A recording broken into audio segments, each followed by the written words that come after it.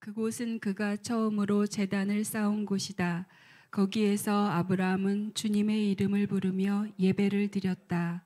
아브라함과 함께 다니는 롯에게도 양떼와 소떼와 장막이 따로 있었다. 그러나 그 땅은 그들이 함께 머물기에는 좁았다. 그들은 재산이 너무 많아서 그 땅에서 함께 머물 수가 없었다. 아브라함의 집짐승을 치는 목자들과 롯의 집짐승을 치는 목자들 사이에 다툼이 일어나곤 하였다. 그때 그 땅에는 가나안 사람들과 브리스 사람들도 살고 있었다. 아브라함이 롯에게 말하였다. 너와 나 사이에 그리고 너의 목자들과 나의 목자들 사이에 어떠한 다툼도 있어서는 안 된다. 우리는 한 핏줄이 아니냐. 내가 보는 앞에 땅이 얼마든지 있으니 따로 떨어져 살자. 내가 왼쪽으로 가면 나는 오른쪽으로 가고 내가 오른쪽으로 가면 나는 왼쪽으로 가겠다. 롯이 멀리 바라보니 요단 온 들판이 소알에 이르기까지 물이 넉넉한 것이 마치 주님의 동산과도 같고 이집트 땅과도 같았다. 아직 주님께서 소돔과 고모라를 멸망시키시기 전이었다. 롯은 요단의 온 들판을 가지기로 하고 동쪽으로 떠났다. 이렇게 해서 두 사람은 따로 떨어져서 살게 되었다. 아브라함은 가나안 땅에서 살고 롯은 평지의 여러 성읍들을 돌아다니면서 살다가 소돔 가까이에 이르러서 자리를 잡았다. 소돔 사람들은 악하였으며 주님을 거슬러서 온갖 죄를 짓고 있었다. 롯이 아브라함을 떠나간 뒤에 주님께서 아브라함에게 말씀하셨다. 너 있는 곳에서 눈을 크게 뜨고 북쪽과 남쪽, 동쪽과 서쪽을 보아라. 내 눈에 보이는 이 모든 땅을 내가 너와 내 자손에게 아주 주겠다. 아멘. 네.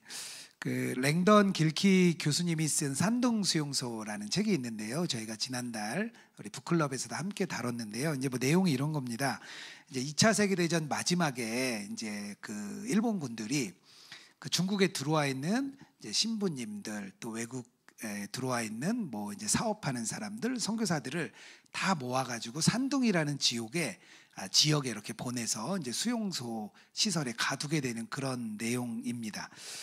그런데 그곳에 이제 아무 부족함 없이 살았던 사람들이 그곳에 와서 살다 보니까 여러 가지 아주 많은 일들이 그곳에서 일어나게 됩니다.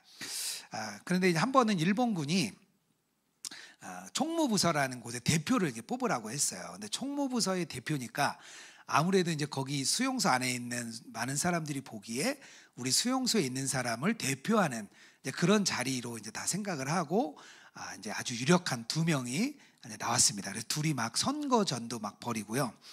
두 명이 이제 서로 이제 그 총무부서의 대표가 되기 위해서 열심히 이제 선거 운동을 했습니다. 그래서 한 분이 이제 우여곡절 끝에 한 명이 이제 총무부서의 대표로 뽑혔습니다. 근데 문제는 진짜 이제 일본군에게 가서 보니까 정말 허드렛 일을 하는 거예요. 일본군들 쓰레기 비우고 땔감 채워주고 막 그런 거예요. 그래서 그 당선됐던 사람이 자기가 사퇴하겠다고 막 그런 일이 막 일어나요. 근데 왜 그 자리를 사람들이 가려고 했냐 하면 좋아 보이니까요. 눈에 보기에 너무 좋은 자리니까 서로 가려고 했던 거예요. 우리가 세상을 살아가다 보면 우리가 눈에 보이는 대로 따라갑니다. 눈에 보기에 좋은 대로 우리가 따라가는 게 우리의 마음이에요. 그래서 우리가 더 좋은 것, 더 높은 곳이 있으면 우리의 갈망이 막 그 속에서 일어나고요. 그리고 그 길을 따라갑니다. 그게 뭐 보통 사람들의 마음이죠. 그런데 문제는 우리 그리스도인들도 그렇게 가는 거예요. 세상 사람들처럼 눈에 보이는 대로. 저는 오늘 말씀을 통해서 우리의 시선이 어떻게 바뀌어야 되는지 아브라함과 롯을 통해서 알아보도록 하겠습니다. 창세기 13장 말씀을 우리가 길게 읽었는데요. 주 내용은 그거예요. 이집트에서 돌아왔던 아브라함과 롯이 이제 심각한 문제가 생겼습니다. 근데 문제는 부유에서 생긴 문제예요. 그러니까 우리가 문제가 어려울 때만 있을 것 같지만요. 그 앞에 12장에는 분명히 기근 때문에 문제가 생겼고요. 오늘 13장에 오면 부유함 때문에 문제가 생깁니다. 그러니까 어려울 때도 문제는 있고요. 우리가 부유할 때도 번영기에도 문제는 생깁니다. 그러니까 재산이 늘어나니까 아브라함의 종들과 롯의 종들이 이렇게 다툼이 일어나는 거예요. 그래서 이 아브라함이 이제 분가할 때가 되었구나. 삼촌으로서 큰 마음을 먼저 먹었습니다. 그리고 롯에게 먼저 땅을 택하도록 했습니다. 그러니까 롯이 보니까 이 동쪽, 요단 동쪽이 되게 풍요해 보였어요. 그래서 롯이 먼저 그 땅을 선택을 합니다. 근데 롯이 그 땅을 선택할 때 문제가 있었어요. 롯에게 어떤 문제가 있었냐? 사람이 보기에 좋은 땅을 선택했습니다. 10절이에요. 롯이 멀리 바라보니 요단 온 들판이 소알에 이르기까지 물이 넉넉한 것이 마치 주님의 동산 같고 이집트 땅과 같았다. 롯이 요단 동편으로 갑니다. 그러니까 우리가 계속 이야기했잖아요. 창세기에서 동편으로 가는 것은 하나님하고 멀어지는 겁니다. 아담이 에덴 동산에서 쫓겨날 때 동쪽으로 쫓겨나죠. 가인이 살인한 후에 또 에덴 동산 동편으로 갑니다. 홍수 후에 사람들이 어떻게 하죠? 동편으로 가서 바벨탑을 세웁니다. 그러니까 지금 롯이 동편으로 간다는 얘기는 성경이 뭘 말해주는 거냐면 문제가 있는데 롯에가 문제가 있겠는데 이제 그것을 알려주는 거예요. 아니나 다를까 소알 땅이 13절에 나오죠. 소돔 사람들이 악하고 주님을 거슬러서 온갖 죄를 짓고 있다. 그렇게 말을 하고 있습니다.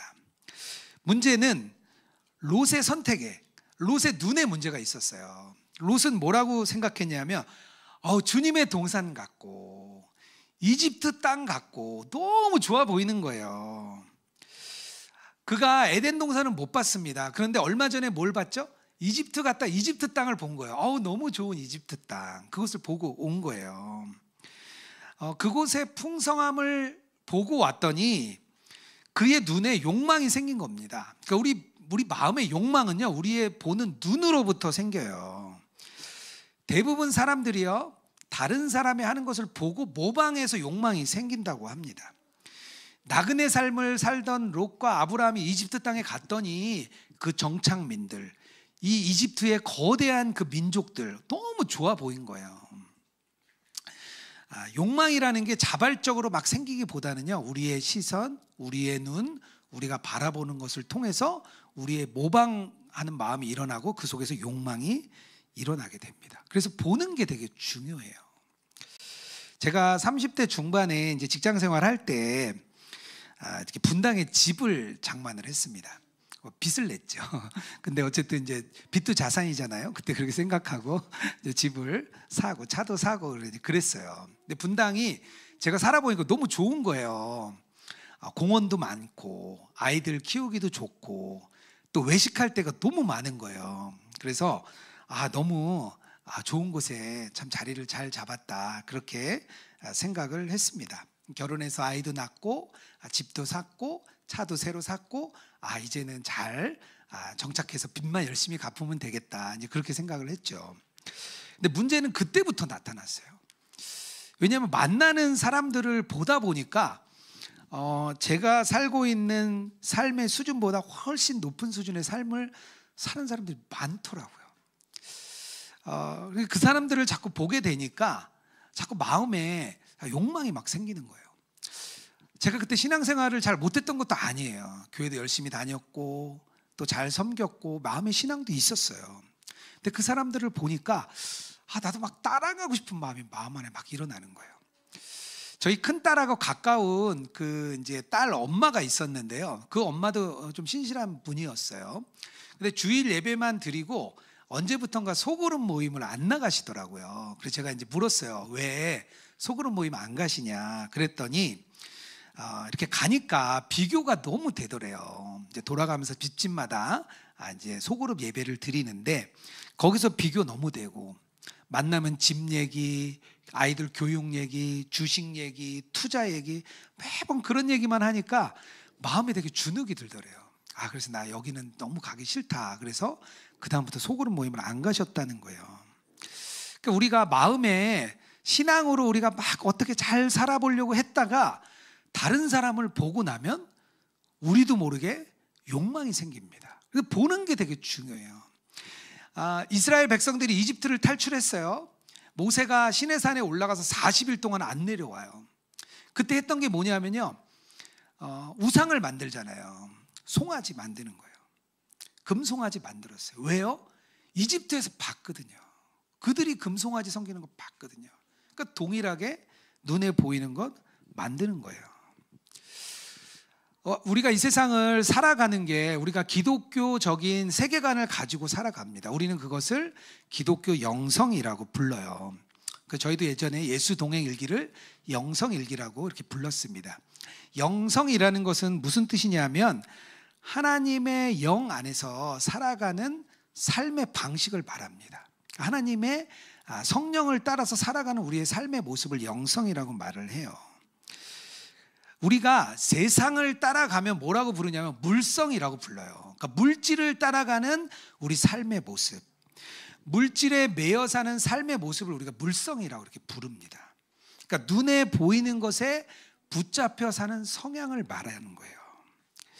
오늘 이 롯이 영성에 따라 살았던 삶이 아니라 물성을 따라 살았던 삶이 된 겁니다. 하나님의 약속을 따라 살지 않고요, 이제 눈에 보이는 거 좋은 대로 롯이 따라간 겁니다.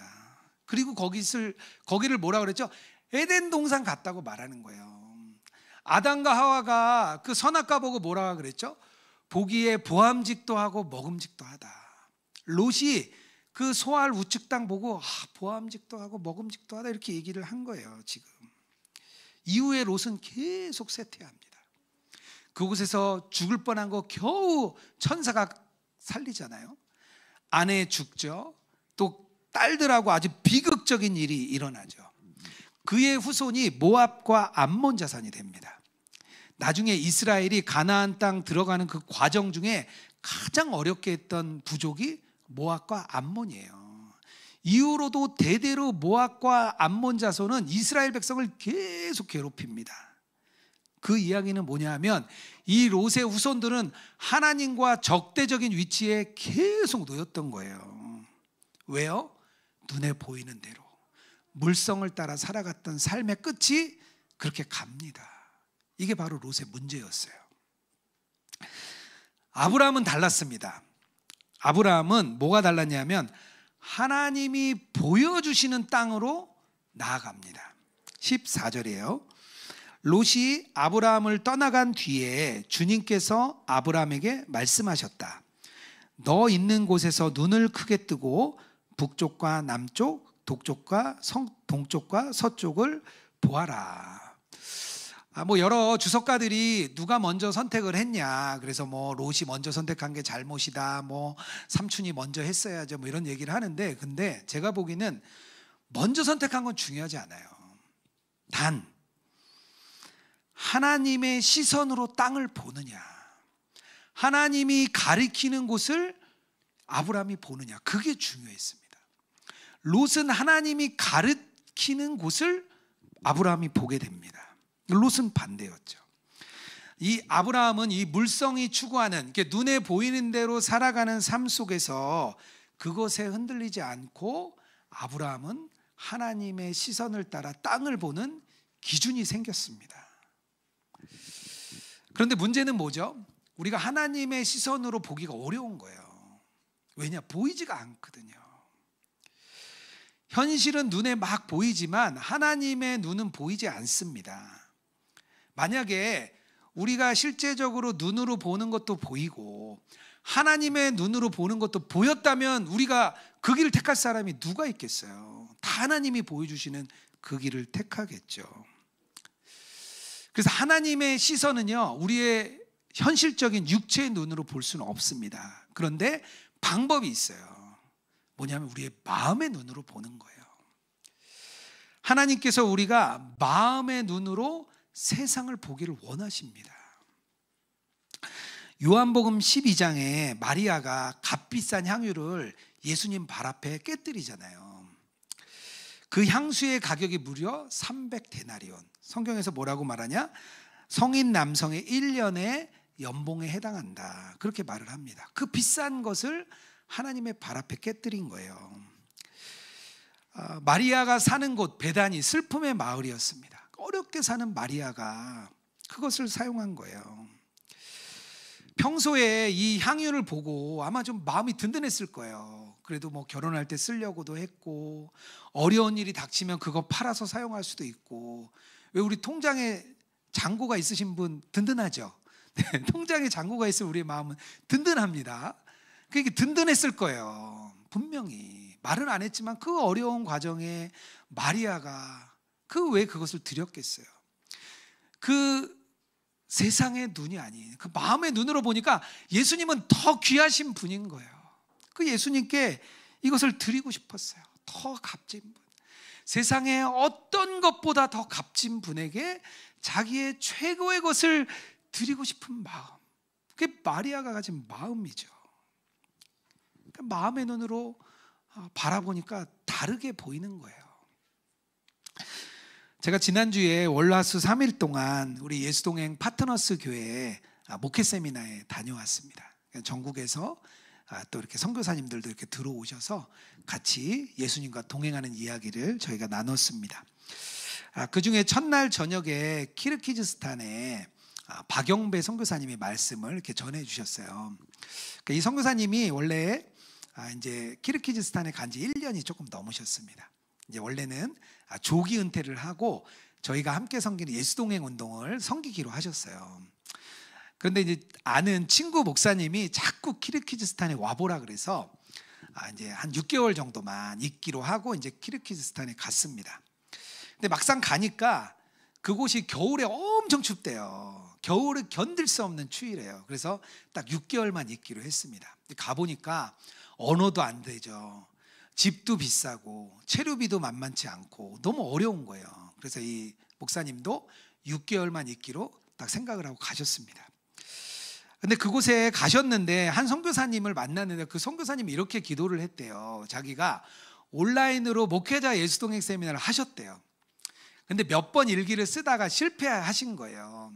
그래서 본인이 기도하기로, 하나님, 내가 동행일기를 잘 쓰고 싶은데 번번이 실패합니다. 나를 도와줄 수 있는 누군가가 오시면 제가 그분과 함께 동행일기를 잘 쓸 것 같습니다. 그분을 보내주십시오라고 기도를 하셨대요. 또 한 분 선교사님도 굉장한 영적인 침체가 오셔서 예수 동행에 대해서는 들었는데 이거 엄두가 안 나는 거예요. 일기 쓰는 게 쉽지 않잖아요. 엄두가 안 나서 누구 한 분을 보내주시면 자기가 그분과 함께 예수 동행을 해볼 수 있을 것 같다. 그분을 꼭 보내달라고 기도하셨대요. 그런 중에 우리 박영배 선교사님이 가신 거예요. 그분들을 만나셨어요. 원래 은퇴하신 목사님들이 선교지에 오면요 별로 반가워하지 않는데요. 왜냐면 은퇴하신 목사님들 오시면 이제 막 한국적인 거 막 적용하시려고 하고 뭔가 막 오라 그래가지고 막 이렇게 해라 저렇게 해라 하시고, 그래서 선교사님들이 되게 어려워하신대요. 제가 아는 목사님 한 분도 은퇴하고 가시려고 했다가 그곳 선교지에서 막 오지 말라 그래가지고 못 가셨어요. 시니어 목사님들 이렇게 반가워하지 않습니다. 근데 우리 박영배 선교사님은 그쪽 키르기즈스탄에서 막 오라고 막 얘기를 하시는 거예요. 그래서 그분이 그곳에 자리를 잡고 또 다른 우리 파트너스 교회 목사님 5가정이 가셔서 지난 5월에 그곳에서 선교사님들 데리고 세미나도 하셨어요. 이 선교사님하고 저희가 이야기할 때는 너무 좋은 분이거든요. 제가 정말 예수님 같은 분이라고 제가 너무 존경하는 그런 목사님이세요. 그래서 우리 예수동행 운동을 한국에서 너무 잘 섬기면 좋겠다 그렇게 이야기했는데, 하나님의 시선은 그쪽 키르기즈스탄, 그 중앙아시아 땅에 있었던 거예요. 그도 얼마 전에 다른 스탄 지역, 그러니까 선교사들을 다 추방했던 그 스탄 지역에 은밀하게 남아 계셨던 선교사님이 연락이 오셨대요. 또 그곳에 들어갔다 오셨습니다. 그러니까 하나님의 시선으로 바라보면 길이 다른 거죠. 우리가 우리의 삶을 하나님의 시선으로 다시 바라봐야 돼요. 나의 직업, 나의 가정, 나의 현재 형편, 눈에 보이는 것 중요하지 않습니다. 그곳을 하나님의 시선으로 다시 보는 거예요. 그러면 우리가 생각했던 상황, 우리가 생각했던 문제 다 그걸 초월해 버립니다. 하나님의 시선은요, 그걸 다 통과해 버려요. 그걸 다 넘어가 버리는 거예요. 그 마음의 눈으로 다시 보는 거죠. 하나님은 우리가 그 시선으로 우리의 삶의 현장을 다시 보기 원합니다. 우리의 눈이 그렇게 바뀌기를 주님의 이름으로 축복합니다. 아브라함이 또 달라진 게 하나 있었어요. 뭐냐면 오늘 13장에 보면 아브라함이 가는 곳마다 제단을 쌓습니다. 4절이에요. 그곳은 그가 처음으로 제단을 쌓은 곳이다. 거기에서 아브라함은 주님의 이름을 부르며 예배를 드렸다. 18절이에요. 아브라함은 장막을 거두어서 헤브론의 마물에 곧 상수리 나무들이 있는 곳에 가서 거기에 살았다. 거기에서도 그는 주님께 제단을 쌓아서 바쳤다. 아브라함의 삶에서 제단이라는 모티브가 되게 중요합니다. 제단을 쌓는 것은 이 아브라함에게 영적인 회복을 의미했어요. 앞에 12장에 보면 이 아브라함이 이집트에 내려갔을 때는요, 제단을 쌓았다는 얘기가 없습니다. 그러다 보니까 하나님의 음성도 침묵합니다. 그러니까 하나님이 답이 없으세요. 그 이야기는 뭐냐면 하나님과의 친밀한 관계가 그 기간 동안 끊어졌던 거예요. 자기의 목숨 걱정하고 하나님의 약속 의심하고 하나님께 제단을 쌓지 않았더니 하나님과의 친밀한 관계가 끊어졌던 거예요. 그 이집트에 있는 동안. 여기서 다시 돌아와서 13장에서 하나님께 제단을 쌓았다는 것은 무슨 의미냐면 하나님과의 친밀한 인격적인 관계가 다시 회복된 것을 말합니다. 그리고 하나님이 다시 나타나시죠. 내가 너에게 이 땅을 다 주겠다, 그렇게 말씀하시잖아요. 롯이 좋은 땅 선택하고 아브라함의 마음이 많이 어려웠던 그 시기에 하나님이 나타나셔서 친밀함을 다시 회복시켜 주시는 거예요. 아브라함은 그 뒤로 가는 곳마다 제단을 쌓습니다. 어려운 일 있을 때마다 또 제단을 쌓아요. 우리가 살아가는 삶, 우리가 살아가는 세상 속에서 우리도 제단을 쌓아야 됩니다. 단지 주일 예배 때, 주중에 예배 모일 때, 우리가 소그룹으로 모일 때, 그러니까 교인들만 있을 때뿐만 아니라 우리가 거하는 삶의 현실 가운데 우리가 그 삶의 제단을 쌓는 게 너무나 중요합니다. 이 삶의 제단은요, 그냥 돌로 쌓는 게 아니에요. 우리가 뭐 돌 쌓고 기도하고 막 그런 게 아니고요. 우리가 예수님과 동행하는 우리의 삶 전체를 주님께 올려드리는 거예요. 주님과 내가 동행하겠다는 고백을 드리는 거예요. 내가 처한 이 삶의 현장, 나의 가정의 문제, 나의 자녀의 문제, 나의 직장의 문제, 그 문제의 현장에서 내가 주님과 동행하겠다는 그 고백을 올려드리는 것, 그게 우리가 삶에서 제단을 쌓는 거예요. 그러면 우리 삶의 현장 곳곳마다 주님과의 친밀함이 연결됩니다. 기원전 605년경에 다니엘이라는 사람이 바벨론에 붙잡혀 갑니다. 그때가 이스라엘 사람들이 첫 번째로 바벨론의 포로가 돼서 잡혀가는 1차 포로들이에요. 기원전 605년이에요. 그때 예루살렘 성전은 파괴됐습니다.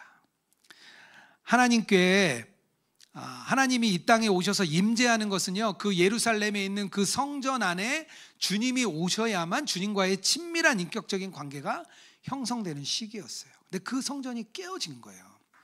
그 이야기는 뭐냐면 하나님과의 관계가 끊어진 것을 말합니다. 유대인들에게 큰 문제가 생겼어요. 이제 하나님이 우리와 함께 하실 수 없구나, 그런 아주 큰 문제 앞에 그들이 봉착했습니다. 그때 바벨론은 철저하게 동화 정책을 펼쳤습니다. 그들에게 바벨론의 이름을 지어주죠. 바벨론에 제사 지냈던 음식을 먹게 하죠. 그리고 바벨론에 있는 신상에 절하도록 했습니다. 이스라엘 백성들은요, 두 가지 길이 남은 거예요. 바벨론에 동화되어서 그냥 그곳에서 잘 살아가든지, 아니면 어떻게든 하나님께 매달리는지 둘 중에 하나 길이 남았습니다. 그때 유대인들이 했던 게 있었는데요. 어떤 일을 했냐면 그들이 하나님과의 친밀함을 유지하는 방법이 있었습니다. 하나님께 3번 엎드려 기도하는 거예요. 아침, 점심, 저녁. 제사제도가 끝났고 이제는 하나님께 기도하는 일만 남은 거예요. 다니엘도 그렇게 기도를 했습니다. 근데 다니엘이 점점점 이제 고위직에 올라가다 보니까 시기도 받고 질투도 받으니까 어떤 일을 이 시기 질투하는 사람들이 했냐면 다른 신에게 절하지 못하도록 하는 그런 일이 벌어진 거예요. 우리가 잘 아는 것처럼 다니엘이 그 기도를 중단하지 않습니다. 다니엘서 6장 10절이에요. 다니엘이 이 조서에 왕의 도장이 찍힌 것을 알고도 자기 집에 돌아가서 윗방에 올라가 예루살렘을 향한 창문을 열고 전에 하던 대로 하루에 3번 무릎을 꿇고 기도하며 하나님께 감사하였더라. 그러니까 이 다니엘은 자기가 삶의 제단을 쌓았던 곳이에요. 하루에 3번 기도. 그게 자기가 삶의 제단, 주님과의 친밀한 인격적 관계를 유지하는 아주 중요한 삶의 제단이었어요. 그러니까 포기할 수 없는 거죠. 저희가 이번 목회 세미나에 저희 예수님과 동행하는 목회자들이 모이니까 너무 좋았어요. 다른 얘기하지 않고 그냥 예수님과 동행하는 이야기만 하니까 너무 좋더라고요. 근데 그때 오신 목사님 한 가정이 있었습니다. 그 목사님 가정이 최근에 큰 어려움 중에 있는 그런 가정이었습니다. 목사님이 교회 안에 예수 동행을 계속 외치는데 변하지 않는 성도들, 그리고 본인이 30년 가까이 목회를 했는데 변하지 않는 자신과 성도들의 모습을 보고 아주 극심한 침체에 빠졌습니다. 그 목사님이 교회를 사임하셨어요. 그 성도들이 다 놀랬죠. 근데 가장 마음에 충격을 받았던 분이 사모님이셨어요. 그럴 만도 하죠.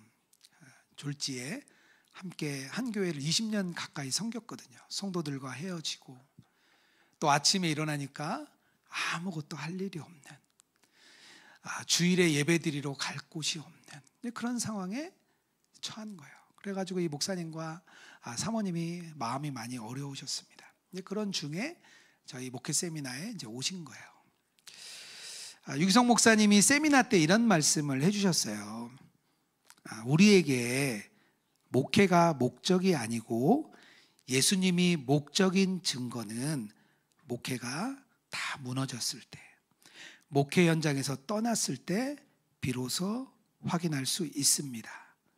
목회가 아니라 예수님과의 동행이 실제가 되어야 합니다. 그러니까 이 목사님 사모님에게 아주 정확한 메시지였던 거예요. 목회가 끝난 상황에서도 예수님과 동행하는 것이 중요하냐. 목사님과 사모님이 그 질문을 받으셨대요. 그리고 막 눈물로 고백하시더라고요. 어떤 상황에서도 우리가 예수님과 동행하겠습니다. 그런 고백을 하시는데요, 너무 감동이 되었습니다. 저도 그 나눔을 이렇게 듣는데 기도를 드렸어요. 간절한 마음으로. 예수님과의 동행이 목회를 위한 도구가 아니라 진짜 예수님과 동행하는 그런 삶을 살고 싶습니다. 그런 고백을 저도 드렸어요. 예수님과 동행하는 사람들이 모이니까요, 그냥 예수 동행을 고백하게 되더라고요. 저도 로그인 처치가 그런 교회가 됐으면 좋겠다고 기도했습니다. 그 예수님과 동행하는 사람들이 모이고, 우리가 모였을 때 다른 이야기 하지 않고 세상 이야기, 성공한 이야기, 집 사고 주식이 잘 되는 이야기, 그런 이야기 말고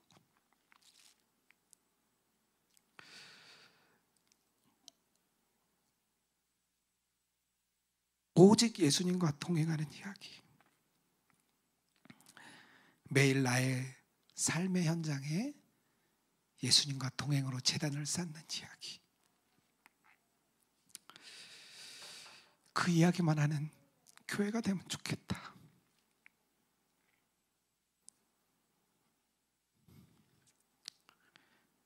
그런 간절한 기도를 드렸습니다. 여러분은 어떠십니까? 예수님과 친밀한 동행으로 삶의 제단을 쌓고 계십니까? 아니면 눈에 보이는 대로, 세상 사람 가는 대로, 남들이 보는 눈으로 그렇게 세상을 보고 있지는 않습니까? 주님이 오늘 우리에게 물으시는 질문이에요. 아브라함은요, 첫 번째 테스트에서 낙제한 사람이에요. 지난주에 들었잖아요. 아예 낙제한 사람이에요. 그런데 그가 다시 약속의 땅으로 돌아오니까요, 하나님의 시선으로 세상 바라보고 가는 곳마다 삶의 제단을 쌓았습니다. 하나님이 다시 일으키시는 거예요.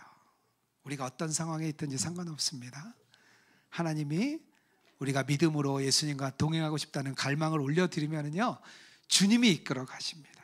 주님이 역사하십니다. 우리는 그 고백만 올려드리면 됩니다. 오늘 우리가 이 시간 예수님과 동행하고 싶다는 우리의 아름다운 삶의 고백을 우리 주님께 드리는 그런 시간 되기를 주님의 이름으로 축복합니다. 이 시간 같이 좀 찬양하겠습니다. 우리 시선이라는 찬양인데요, 우리의 마음도 올려드리고 우리 예물도 올려드리도록 하겠습니다. 함께 찬양하겠습니다.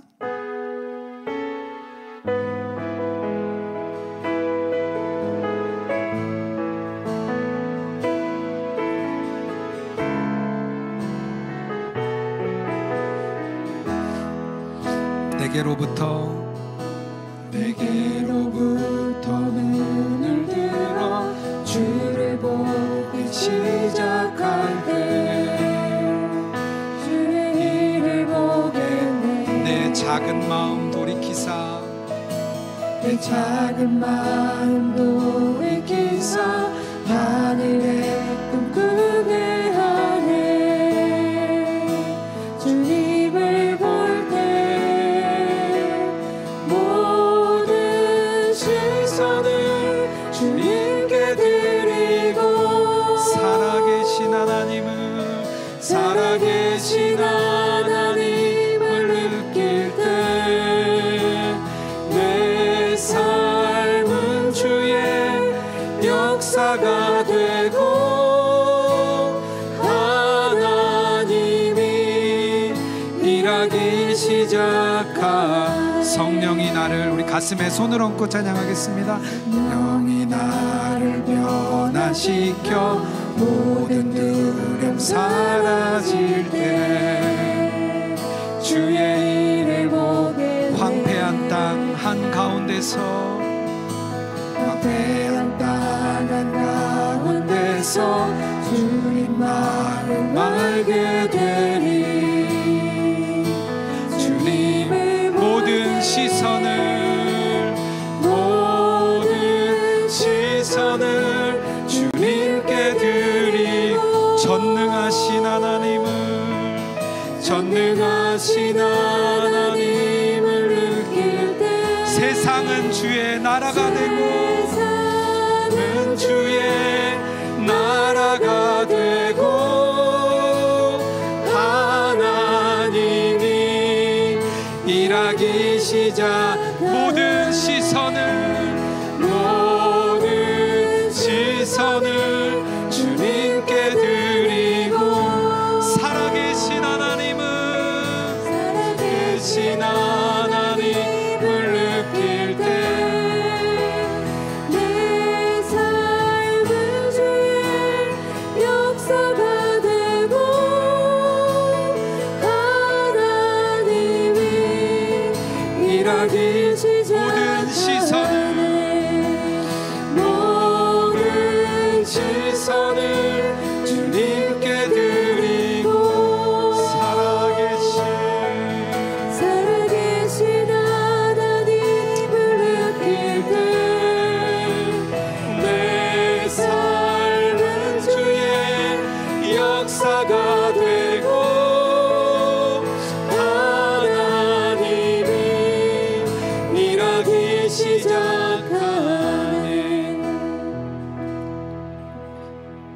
이 시간 함께 기도했으면 좋겠습니다.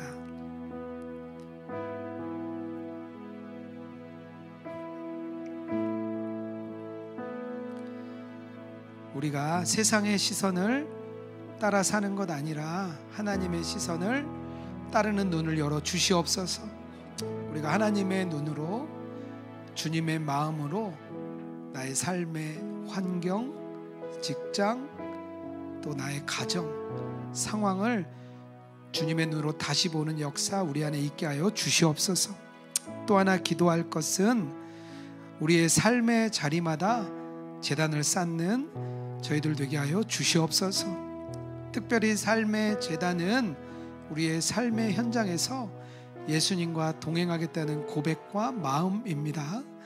우리의 삶의 모든 현장에서 예수님과의 친밀한 동행을 갈망하는 그 마음을 우리가 주님께 올려드리도록 하겠습니다. 우리 함께 기도하며 나가겠습니다. 하나님 아버지, 우리가 주님 앞에 나아갑니다. 하나님, 우리의 눈이 보이는 것에 우리의 눈이 가득 차 있습니다.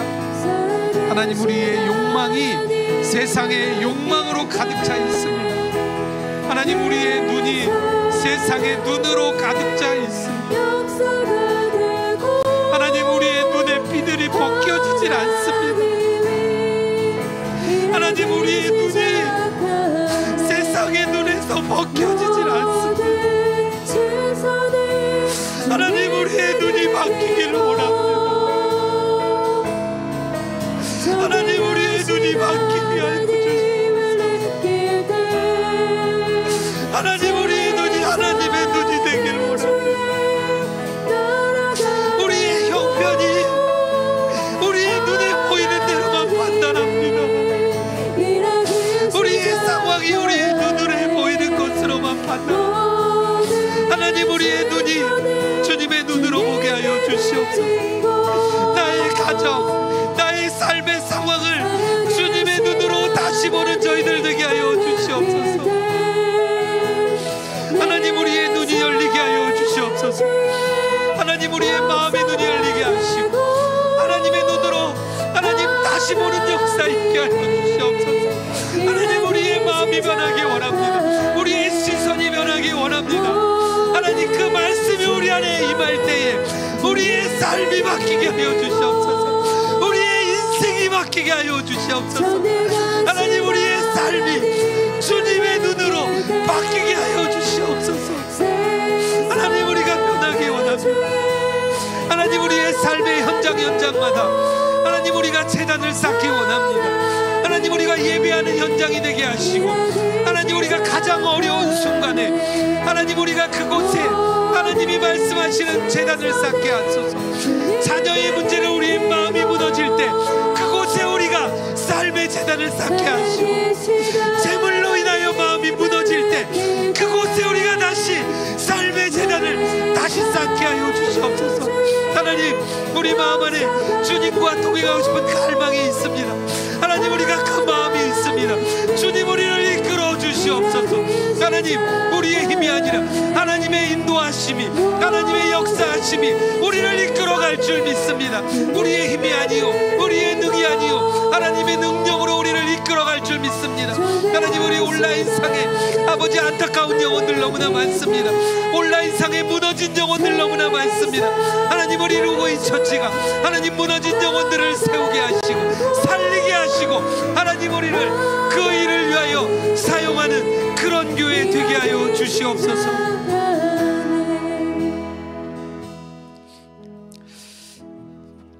하나님, 우리 눈에 비늘이 벗겨지게 하여 주시옵소서. 세상을 욕망하고 따라가던 눈이 있다면 이 시간 벗겨지게 하여 주시옵소서. 우리 눈에 비늘이 벗겨지고 하나님의 눈으로 세상을 다시 바라보는 그런 눈이 열리게 하여 주시옵소서.